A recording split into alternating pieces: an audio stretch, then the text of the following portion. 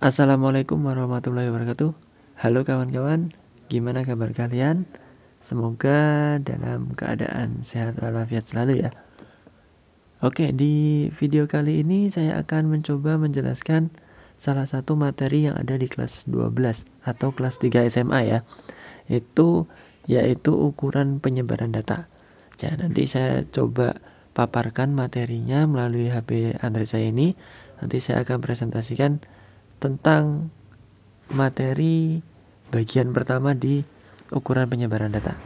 Baik, sebelumnya jangan lupa like, subscribe, dan share channel belajar bersama ini. Semoga teman-teman kalian bisa mempelajari terkait dengan materi ukuran penyebaran data dan beberapa video yang ada di channel ini. Siapa tahu ada yang bermanfaat bagi teman-teman kalian. Baik, langsung saya bukakan dulu materinya. Saya carikan dulu. Nah, ini materi kelas 12 ya. Oke, ini ukuran penyebaran data.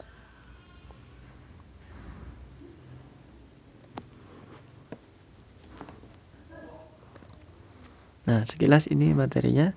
Nanti saya akan paparkan. Oke, langsung saja. Ya. Baik, kita langsung masuk ke ukuran penyebaran data. Ukuran penyebaran data. Di video kali ini kalian akan mempelajari beberapa materi, yaitu di penyebaran data ada yang pertama jangkauan, kemudian jangkauan antar kuartil, simpangan kuartil, simpangan rata-rata, simpangan baku, dan varian atau ragam. Nah, di video kali ini kita hanya tidak semuanya ya. Kita hanya memaparkan, saya coba memaparkan terlebih dahulu bagian yang pertama dan kedua. Di video ini kita akan memaparkan bagian ini, yaitu jangkauan dan jangkauan antar kuartil. Nah, nanti di video ini saya akan jelaskan apa itu jangkauan, contohnya seperti apa, dan jangkauan antar kuartil. Contohnya juga seperti apa. Nah, tidak usah berlama-lama, kita langsung saja masuk ke dalam materi. Tapi sebelum masuk ke dalam materi, kalian harus tahu tujuannya untuk apa sih belajar ini tuh. Yang pertama, kalian agar bisa menentukan dan menganalisis ukuran penyebaran data yang disajikan dalam bentuk tabel, distribusi frekuensi, dan histogram. Materi tabel frekuensi dan histogram ini sudah diberikan di pertemuan-pertemuan sebelumnya, seharusnya situ. Kemudian yang kedua juga, kalian bisa menyelesaikan suatu permasalahan terkait dengan ukuran penyebaran data. Karena ini sebenarnya digunakan untuk di jenjang selanjutnya. Jika kalian ingin melaksanakan kuliah, maka materi ini sangat bermanfaat di penelitian kalian nanti. Oke, kita langsung saja masuk. Sebelum ke jangkauan dan jangkauan antar kuartil, kalian harus tahu dulu apa sih penyebaran data itu, ya. Ukuran penyebaran data itu adalah ukuran variasi atau ukuran penyimpangan, yaitu ukuran yang menyatakan seberapa jauh penyimpangan nilai-nilai dari nilai-nilai pusatnya. Nah, atau ukuran yang menyatakan seberapa banyak nilai data yang berbeda dengan nilai pusatnya. Jadi pusatnya ada di mana, terus itu perbedaannya berapa. Jadi seberapa jauh menyimpangnya, apakah terlalu sangat menyimpangkah atau tidak. Jadi bisa dikatakan sebarannya itu seperti apa. Nah, dalam materi ini nanti yang kalian harus pahami sampai akhirnya nanti ke ujungnya yaitu ragam. Nah, tapi yang pertama yang harus kalian tahu itu adalah jenis-jenisnya dulu. Ukuran penyebaran data itu harus ada apa saja. Yaitu yang pertama adalah jangkauan. Jangkauan atau disebut range atau mungkin bisa disimbolkan dengan huruf R besar adalah jangkauan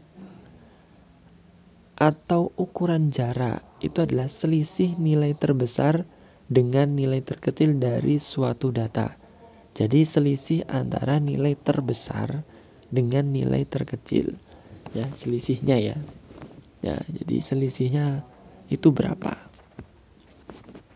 Nah, untuk data tunggal, bila ada sekumpulan data tunggal, misalnya nih X1, X2 sampai dengan Xn, maka jangkauannya itu adalah X maksimal dikurangi dengan X minimal. Saya ulangi, jangkauannya itu adalah X maksimal dengan X minimal. Jadi nilai terbesar dikurangi dengan nilai terkecil. Itu jangkauannya.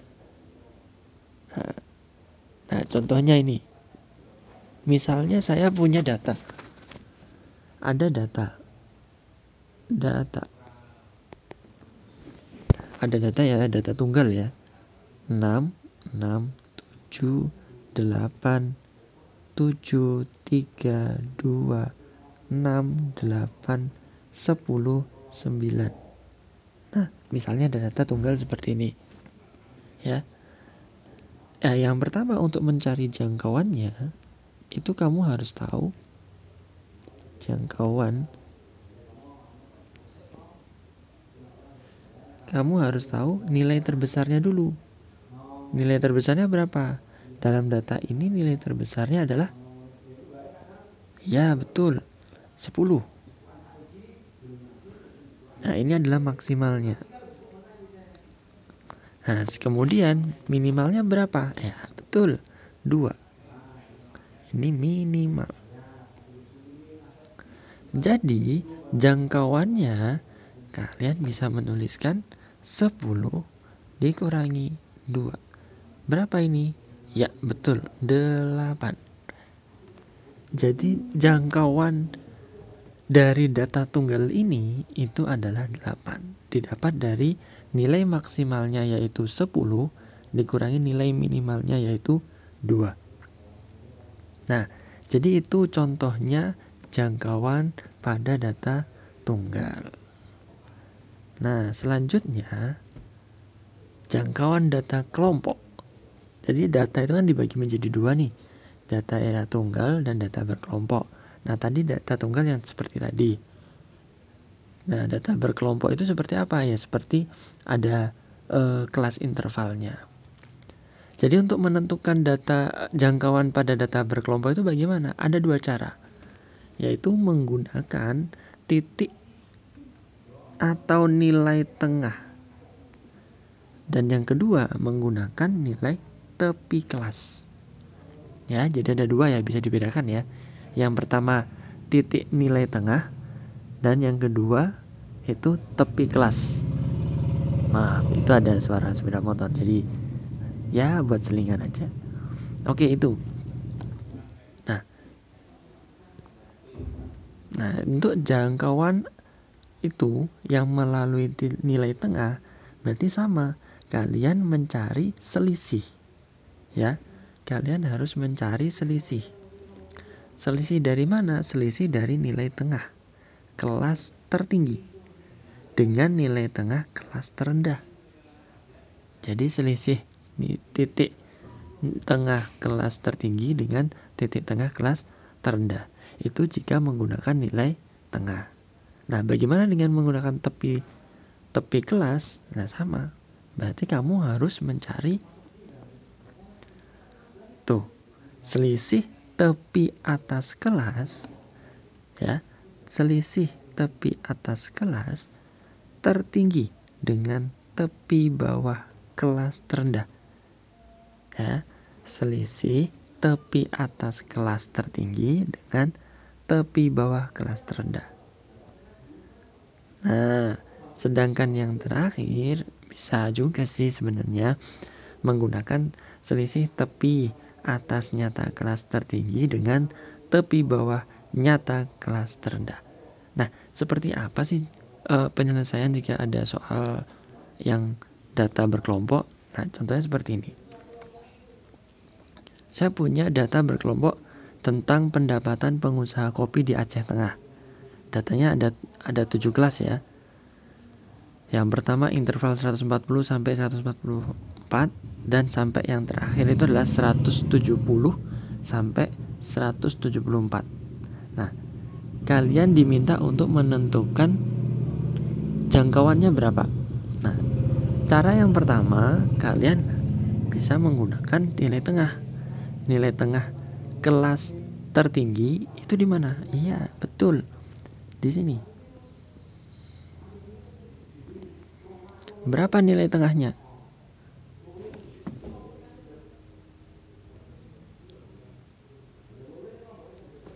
Berapa?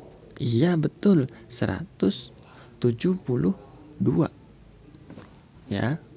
172. Misalnya saya tuliskan ya. 172.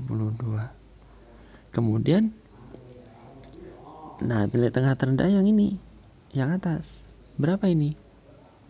Iya, berarti dikurangi 142. Berapa ini? Betul, 30.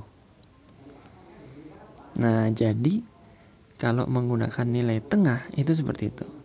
Tetapi kalau menggunakan tepi bagaimana ya? Nah, kalau menggunakan tepi juga nggak susah juga.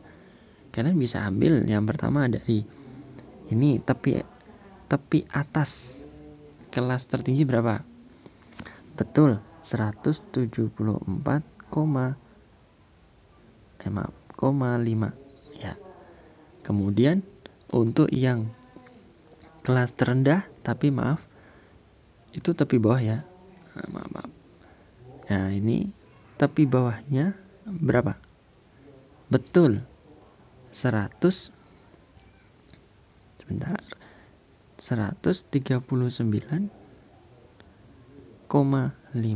Berapa ini? Coba berapa? Sip, betul, 35. Jadi, lah kok beda? Nggak masalah, yang penting kan jangkauannya harus kamu konsisten. Kalau menggunakan nilai titik tengah berarti tadi 30.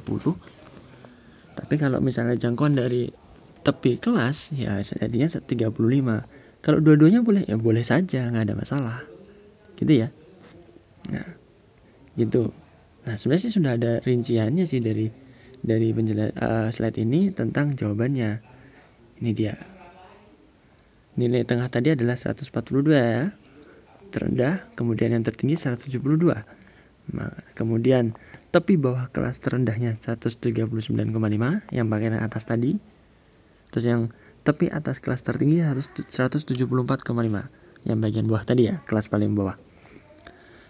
Maka jangkauannya yang pertama dari nilai tengah yaitu 172 dikurangi 142 coba 30 dan 174,5 dikurangi 139,5 yaitu 35. Nah, itu tentang contoh mencari jangkauan dari data berkelompok. Bisa dipahami ya? Bagi yang kurang bisa dipahami bagian mana, silakan tulis di kolom komentar. Kalian tulis saja di sana. Mau tanya juga boleh, atau kalau memang secara pribadi mau di-chatkan ke saya akan cantumkan link Instagram, kalian bisa DM saya. Gitu ya. Oke, mungkin itu dulu untuk di video kali ini tentang jangkauan di data berkelompok dan data tunggal. Itu. Oh iya, kita kan sampai jangkauan antar kuartil ya. Oke, berarti kita lanjut. Nah, kita lanjut. Jangkauan antar kuartil atau disebut hamparan dan jangkauan semi interkuartil atau simpangan kuartil. Nah, di sini sebenarnya udah ada kata kunci sih. Apa kata kuncinya? Kalian bisa gunakan nih. Yang pertama kan kalian bisa gunakan nih. Ya kan? Antar kuartil itu.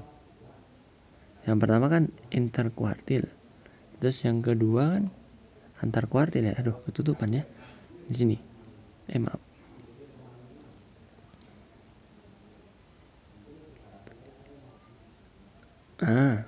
Maaf ya, ini.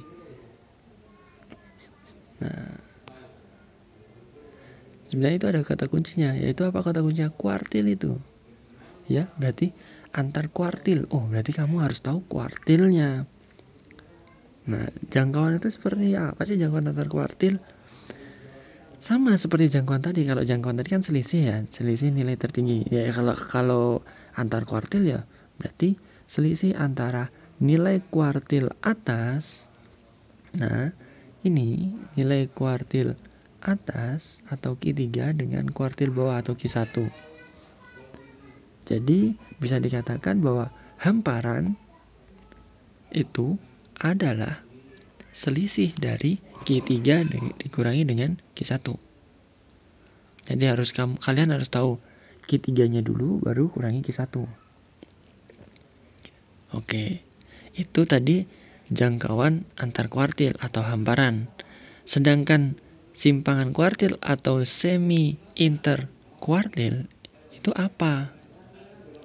Ya ini adalah setengah dari selisih kuartil atas dengan kuartil bawah, atau bisa dikatakan setengah dari hamparan, ya nggak? Nah, ini adalah jangkauan semi interkuartil atau simpangan kuartil. Sebenarnya bisa dikatakan kuartil 1 ini tadi apa ya? Ini kuartil 3 dikurangi kuartil 1 apa? Ini kan? Ya sudah, berarti bisa saja kita katakan bahwa ini adalah setengah dari kemudian dikali dengan hamparan. Gitu ya. Berarti kalian harus mengetahui Q3 dan Q1 atau Q bawah dengan Q atas. Q atasnya adalah Q3 dan Q bawahnya adalah Q1. Jadi dari situ kalian bisa menentukan, jangkauan antar kuartil atau hamparan dan simpangan kuartil. Perlu contoh? Silakan kalian cari contohnya. Yang penting kalian bisa menentukan kuartil 3, kuartil 1. Sampai di situ kalian bisa menentukan, berarti kalian sudah bisa menentukan mana sih hamparan dan simpangan kuartilnya. Kak, apa di sini nggak ada contohnya? Oh, ada, jelas ada di sini. Yuk, coba kita lihat. Oh ya, sebelumnya, jangkauan antar kuartil itu dapat digunakan untuk menemukan adanya data pencilan, yaitu data yang dianggap salah catat atau salah ukur, atau data yang berada di luar pagar atau berasal dari kasus yang menyimpang, sehingga dapat diselesaikan dengan rumusan berikut. Misalnya, nah ini kan kalau salah hitung kita dianggap ada salah catat. Kalau bilang tadi ada yang salah catat, ya kita pakainya ini 1,5 kali hamparan. Nah, ini juga bisa.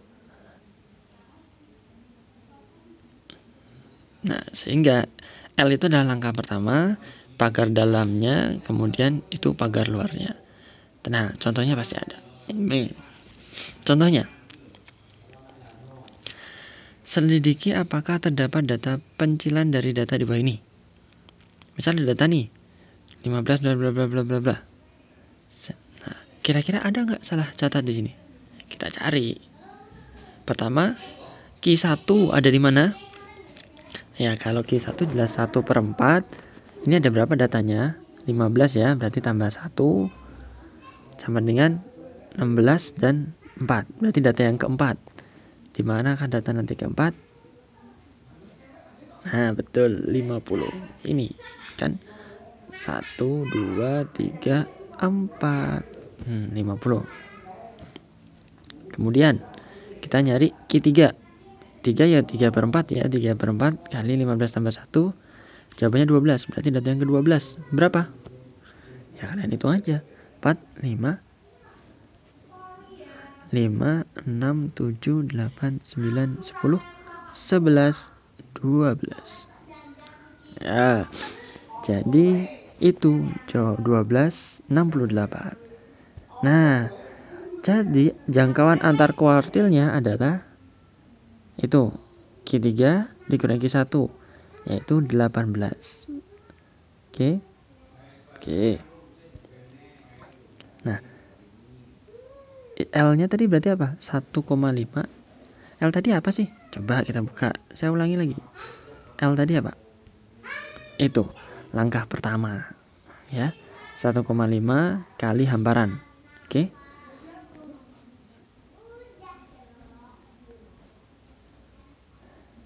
Ya, sebentar saya percepat. Nah, pagar dalamnya berarti apa tadi? Iya, betul. Q1 dikurangi dengan 27 ini tadi, jadinya 23. Kemudian pagar luarnya 68 yang terbesar tadi ditambah 27, yaitu 95. Maka dari data di atas terdapat nilai 15 terendah dan 97 data tertinggi. Sehingga nilai 15 itu kurang dari pagar dalam. Ya enggak? Pagar dalamnya tadi berapa? Nah, ini kan kita sudah punya ini 23. Ya enggak? Atau lebih dari pagar luar, yaitu 95. Mana? Ya 97 ini tadi. Pagar luarnya kan 95. Dengan demikian 15 dan 97 termasuk data pencilan.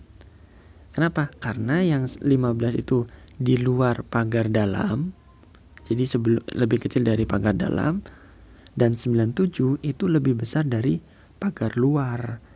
Jadi ada nilai 15 dan 97 mungkin disebabkan salah dalam mencatat, sehingga pengukuran atau dari data kasus itu menyimpang. Jadi kita bisa prediksi bahwa data yang tadi yang kita telah hitung sebelumnya, yang ada di soal tadi, itu bagian ini, nah 15 ini, nah 15 ini itu di luar dari pagar dalam, dan 97 di luar dari pagar luar, sehingga bisa kita prediksikan bahwa 15 dan 97 adalah data pencilan. Gitu. Jadi di luar bisa dikatakan dia kemungkinan ada salah catat. Gitu. Itu.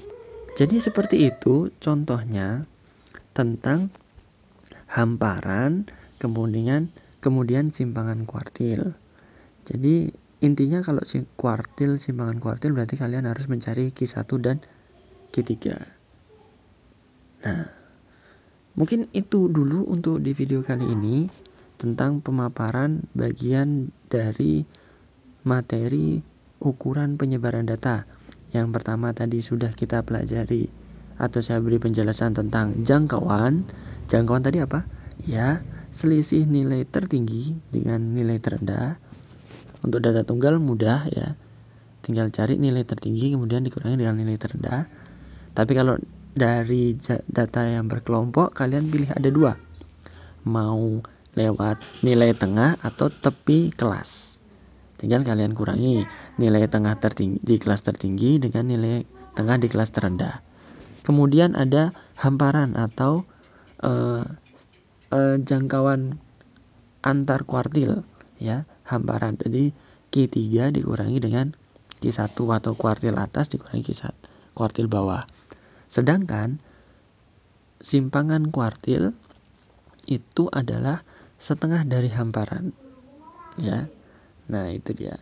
Kemudian yang terakhir tadi adalah mencari data pencilan, yaitu berarti kalian harus langkah pertama 1,5 kali dengan 18 tadi adalah apanya? Betul, itu adalah selisih antar kuartilnya atau hamparannya. Baru deh kamu mencari pagar dalamnya dan pagar luarnya. Kalau dia termasuk antara itu, ya berarti nggak ada data pencilan. Tetapi kalau ada yang di luar itu, di luar pagar dalam dan pagar luar, maka bisa dikatakan dialah data pencilannya. Mungkin itu yang bisa saya sampaikan terkait dengan materi sebagian dari ukuran penyebaran data. Semoga yang sedikit ini bisa bermanfaat. Oke, mungkin sebelum lanjut ke video selanjutnya akan saya paparkan lanjutan dari materi ini. Mungkin itu untuk video kali ini, cukup sekian. Jika ada pertanyaan, silakan tulis di kolom komentar atau DM Instagram saya. Nanti akan saya bantu bagaimana cara menyelesaikannya. Oh iya, jangan lupa like, subscribe, dan share channel Belajar Bersama ini kepada teman-teman kalian. Siapa tahu ada teman kalian yang bisa terbantu juga. Jadi kita selalu belajar bersama di channel ini. Cukup sekian untuk video kali ini. Billahi taufiq wal hidayah. Wassalamualaikum warahmatullahi wabarakatuh.